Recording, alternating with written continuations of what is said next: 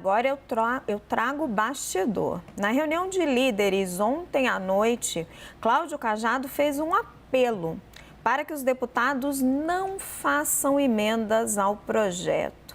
A justificativa é não desconfigurar o texto que já teria sido extensamente negociado com os diversos partidos. Cabe ao relator aceitar ou não as emendas. Cajado não disse que não aceitaria, mas fez o apelo para que elas não fossem apresentadas. O presidente Lula já tinha enquadrado o PT. Numa reunião com ministros na segunda-feira, ele avisou que queria a lealdade do partido e que não queria emendas do Partido dos Trabalhadores. O recado foi reforçado por Fernando Haddad ontem em reunião com os petistas. Então, existe uma pressão, não só de Lula, como também de Arthur Lira, do relator e de toda essa articulação para aprovar esse texto o mais rápido possível. A votação da urgência amanhã vai ser um bom termômetro. O ministro Padilha falou agora que precisa de 258 votos para aprovar esse projeto, mas o otimismo está grande. Tem gente que fala em 308, que seria aí o placar para uma matéria constitucional, e tem gente falando até em 350 votos. O ministro da Fazenda, Fernando Haddad, também falou há pouco sobre a nova regra. Vamos ouvir. Nós temos o desafio de aprovar esse arcabouço com uma larga margem de votação para dar consistência ao regime fiscal do país. Então, isso é um acordo que a Câmara está fazendo para ampliar ao máximo o apoio ao arcabouço, né, e ele ser uma lei com durabilidade, com resiliência, para que os resultados sejam alcançados. Então, é no bojo de uma negociação que essas coisas acontecem. Bem, acordo. Todo mundo sai de um acordo tendo que ceder em alguma coisa, né? E é óbvio, você perguntar para o governo mandou um projeto de lei, mas sabe que há muitas forças no Congresso Nacional e que é natural que o relator tenha que ouvir todo mundo. Clarissa Oliveira, ontem na reunião de líderes, estava, não só líderes, né, tinha vários deputados, estava de Jandira Fegali do PCdoB a Eduardo Bolsonaro. Está mesmo encontrando tanto consenso esse projeto? E por que, depois dessa série de derrotas que o governo sofreu, marco do saneamento, depois teve que aguentar a instalação da CPMI, enfim, ele vinha de uma série de desgastes e agora parece que encontrou aí o santo grau que está todo mundo de acordo, menos os radicais do PT que foram enquadrados pelo Lula. Olha, Raquel, todas as conversas que eu tenho tido nos bastidores, todas, sem exceção, as lideranças dos partidos dizem que não. O cenário é, de fato, de aprovação do novo arcabouço fiscal. Se ele vai vir exatamente nos moldes que o governo gostaria, aí é outra história, mas que ele caminha para uma aprovação, caminha, isso vem, inclusive, de partidos que não necessariamente fazem parte da base do presidente Lula. O argumento que me colocam para isso é, em grande parte, que a questão do arcabouço fiscal como um todo tem um respaldo muito, muito grande no mercado financeiro. Aí, usando a frase de um dos líderes partidários com os quais eu conversei essa semana, olha, Clarice, isso é uma coisa que o capital quer. E se o capital quer, tem muito parlamentar que vai fazer o jogo do capital. E aí não é uma questão se é Lula, se não é Lula, se é Fernando Haddad, se não é Fernando Haddad. Não é tão simples. Claro, existem mil outras coisas envolvidas, mas pelo menos esse é o sentimento, assim, para vocês sentirem um pouco o termômetro do que se fala nos corredores quando esse assunto entra em discussão. Agora, hoje, por exemplo, a Veja está trazendo uma entrevista ali com o presidente do TCU, Bruno Dantas, onde ele fala bastante sobre os bastidores das conversas de órgãos de controle, por exemplo, com a Fazenda, com o planejamento, para tentar chegar a um consenso. Tinha, de fato, muita gritaria lá em Brasília a respeito dessa discussão de existir ou não uma punição para o governo federal no caso de não cumprimento da meta fiscal. Uma demanda grande, a gente falou bastante sobre isso aqui em outros momentos também. Mas a ideia de apresentar gatilhos, que foi ali encampada pelo atual relator, pelo relator do projeto, Cláudio Cajado, tem encontrado bastante receptividade nas bancadas. Então, uma vez você colocando os gatilhos, o governo ficaria ali um pouco mais tranquilo em negociar essa retirada de uma criminalização do não cumprimento na meta. Ou seja, o governo poderia ficar sujeito a crime de responsabilidade, a ter cometido crime de responsabilidade se a meta não for cumprida. Não é o que Fernando Haddad quer, não é o que Lula quer. Aparentemente está se caminhando para um consenso. Bruno Dantas fala também sobre algumas outras opções que ainda estavam em discussão, como, por exemplo, a ideia de criar um comitê que reunisse Fazenda, TCU, Planejamento, Congresso, integrantes ali da Comissão de Orçamento, por exemplo, para fazer a fiscalização ali de perto do cumprimento dessas metas do governo. Ou seja, ainda tem muito detalhe para resolver, para garantir que o texto acalme as resistências ali em outras bancadas. E esse pedido do relator de pedir para não apresentar emendas, o que isso simboliza para você? É comum? Os partidos costumam atender? Não costumam? É um cerceamento do debate? Não é? É comum e é absolutamente recorrente em grandes negociações. Mas para que isso possa ser viável, o governo tem que entrar com alguma coisa. O relator pode pedir, mas os partidos não fazem isso ali só pelo belo rostinho do Cláudio Cajado, entendeu? Ou do Fernando Haddad, ou mesmo do Lula. Então, geralmente, isso vem acompanhado de outras negociações, das quais a gente já falou amplamente aqui no decorrer das últimas semanas. É justamente na boca desta negociação que o governo passou a liberar mais emendas parlamentares, a liberar cargos no segundo e terceiro escalão, a discutir internamente eventuais mudanças que possam contemplar demandas dos partidos que ou integram a base, ou tem um pezinho na base e outro fora, que a gente tem vários desses por aí. Então, assim, quando a gente vê uma concordância dos partidos em não apresentar emendas, não dificultar a vida do relator ou do governo na articulação de um projeto como esse, é porque já tem um acordo sendo alinhado. Mas uma demanda como essa, ela é recorrente, ela acontece com muita frequência nos bastidores, desde que o relator já tenha subsídios para pedir isso para os parlamentares. Ele não pede isso sem ter alguma coisa na manga ou alguma coisa na mesa para colocar. Boris, essas discussões, essas negociações que a Clarissa está colocando, elas já vinham em curso, né? Depois das derrotas do governo. O Lula mandou abrir o cofre, mandou pagar as emendas que vinham de Jair Bolsonaro, mandou liberar emendas individuais, deu bronca ali na Casa Civil, em privado, em público, está tentando reforçar o seu ministro, mas para acelerar os cargos de segundo escalão.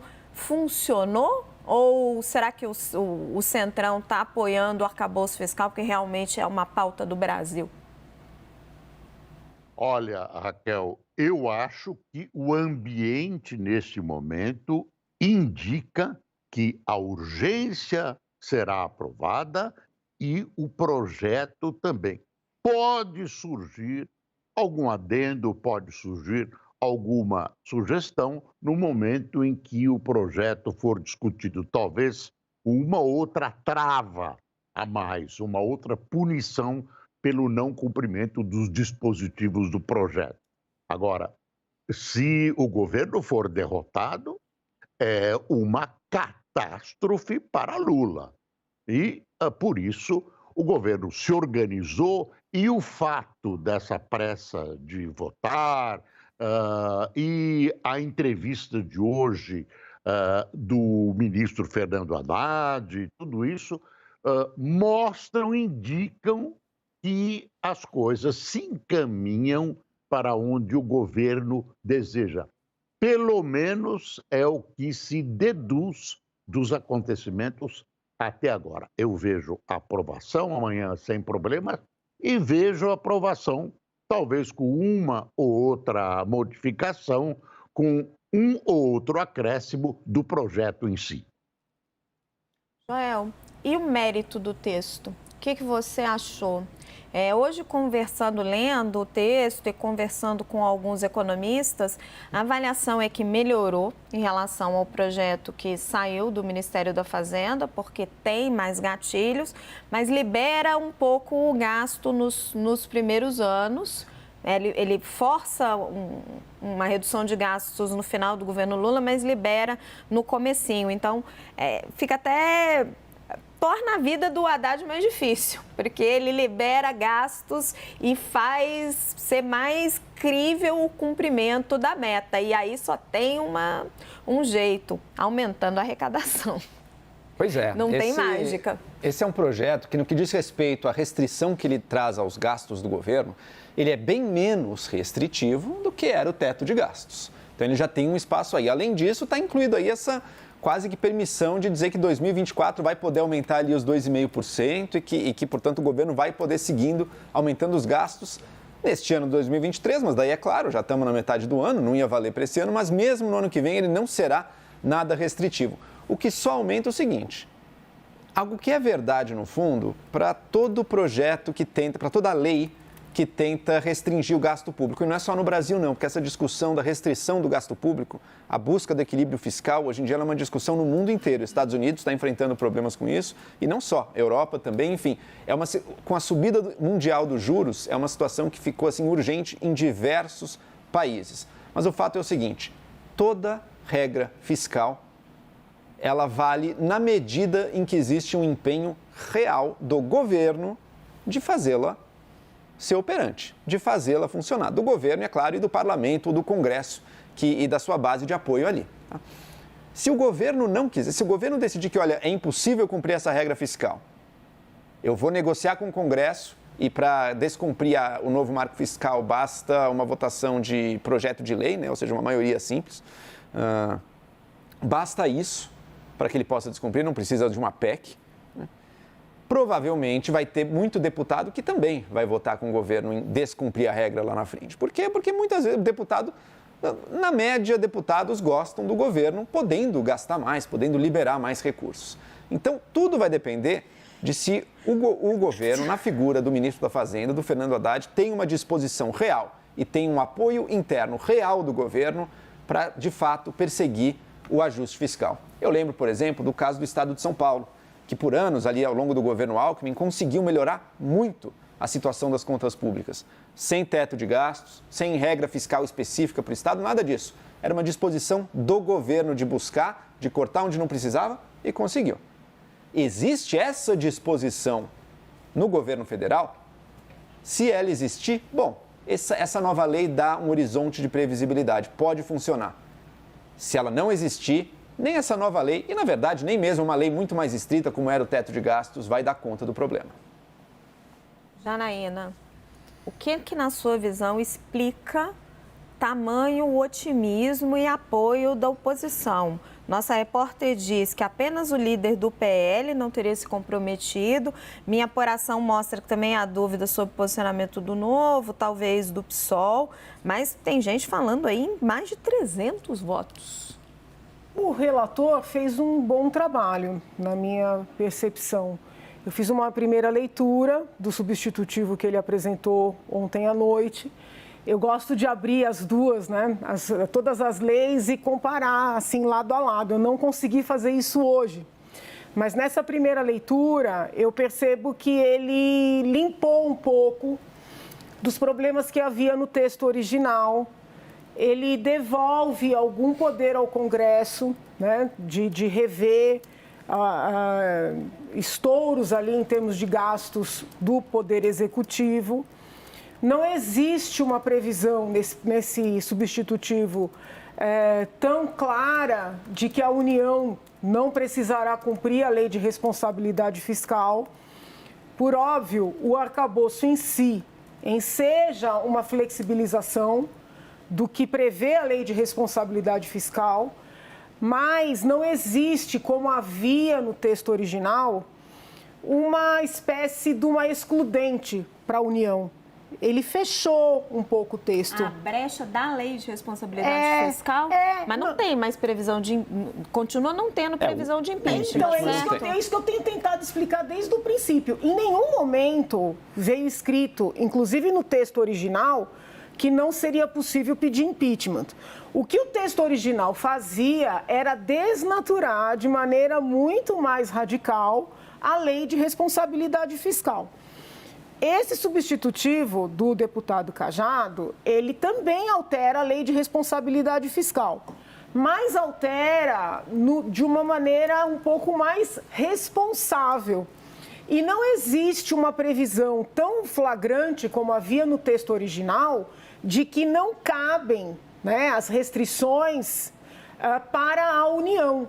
Ele flexibiliza nessa parte do próprio arcabouço, mas é uma flexibilização que fica ali um pouco mais circunscrita. Então, eu vejo esse texto do relator como um texto mais responsável.